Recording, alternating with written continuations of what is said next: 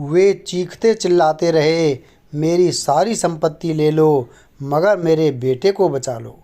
चौधरी जी अपने मोबाइल पर बार बार आ रहे कॉल को बिना देखे ही काट रहे थे, क्योंकि आज वे बहुत ही महत्वपूर्ण बैठक पर थे। यह बैठक उनके व्यवसाय को उस शीर्ष पर ले जाने वाला था जहां पहुंचना उनका सपना था। आज की डील फाइनल होने के पश्चात चौधरी जी का नाम शहर के नंबर 1 व्यवसायी की सूची में दर्ज होने वाला था। लेकिन ये कॉल उनके कार्य में विघ्न डाल रहा था। चौधरी जी ने परेशान होकर फ़ोन बंद कर दिया। चौधरी ग्रुप ऑफ कंपनीज के मालिक अविनाश चौधरी शहर के जाने माने हस्ती हैं। आज वे जिस शिखर पर हैं, इस मुकाम तक पहुंचने में लोगों की पूरी ज़िंदगी गुजर जाती है, लेकिन इन्होंने बहुत ही कम समय में यह सफलता अर्जित कर ली थी।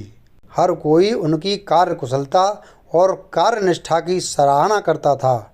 डील फाइनल होने ही वाला था कि चौधरी जी के निजी सचिव ने उनके कान में ऐसा कुछ कहा कि वे डील फाइनल किए बगैर ही दौड़ पड़े। घर पहुंचकर उन्होंने देखा उनका बेटा शौर्य अपने कमरे में खून से लथपथ जमीन पर पड़ा हुआ है और घर के सभी नौकर चाकर उसे घेरे खड़े हैं। चौधरी जी का हृदय द्रवित हो उठा। उन्होंने उसे अपने सीने से लगा लिया और शहर के सबसे बड़े अस्पताल लेकर पहुंचे। बाहर से भी डॉक्टर की टीम बुलाई गई। चौधरी जी सभी से हाथ जोड़कर अपने बेटे को बचाने की गुहार लगाने लगे, लेकिन उसे बचाया ना जा सका।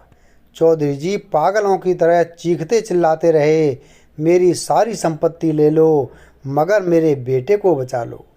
परंतु अब यह संभव ना था।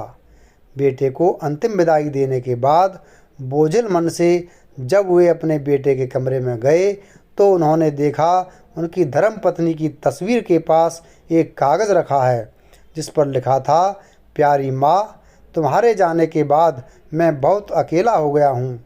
मेरी बातें सुनने के लिए यहाँ कोई नहीं है।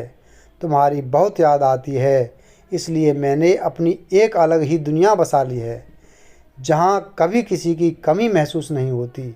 बस एक कस ही काफ़ी होता है सब कुछ भूल जाने के लिए।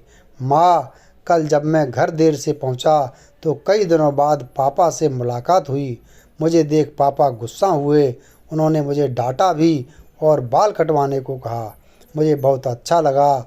मेरा सपना था मैं पापा के साथ कुछ देर समय बिताऊं, लेकिन ऐसा हो नहीं पाया।